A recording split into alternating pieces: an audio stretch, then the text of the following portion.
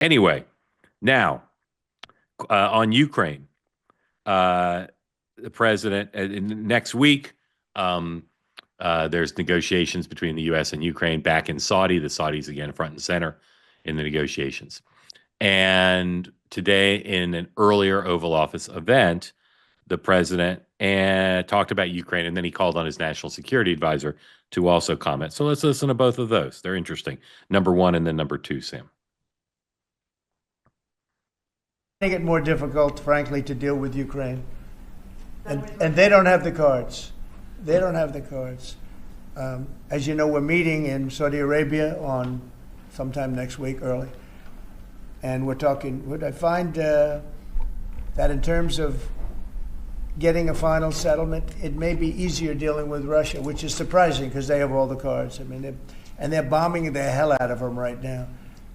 And I put a statement in, a very strong statement. Can't do that. You can't do that. Mr. President, we're trying to help them, and Ukraine has to get on the ball and get a job done. Okay, and now number two, please.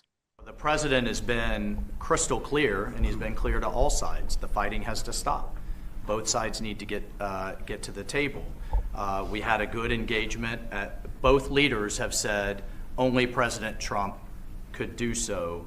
And only he has been able to do so. We had an initial engagement with the Russians. The Ukrainians had a great opportunity to bind our economies together through that mineral deal.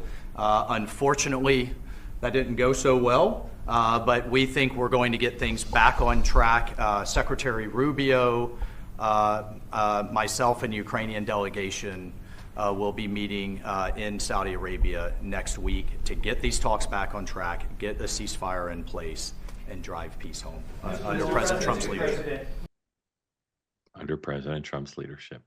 So on the Russia side, there are now reports that are seemingly in contradiction. One is that the administration, the U.S. administration, is looking for ways to cut the current tariffs, current sanctions on Russia in order to provide a carrot to get them to agree to a deal. And then there's also reports that they're looking at new sanctions or threats of new sanctions in order to pressure Russia. That would be more of a stick. So we'll have to see where the talks go next week. But I continue to believe that Donald Trump does not have a linear plan, but he's determined to get Russia and Ukraine to the negotiating table. And again, on the margins, there's some lack of certainty, but we all know what the deal is going to look like.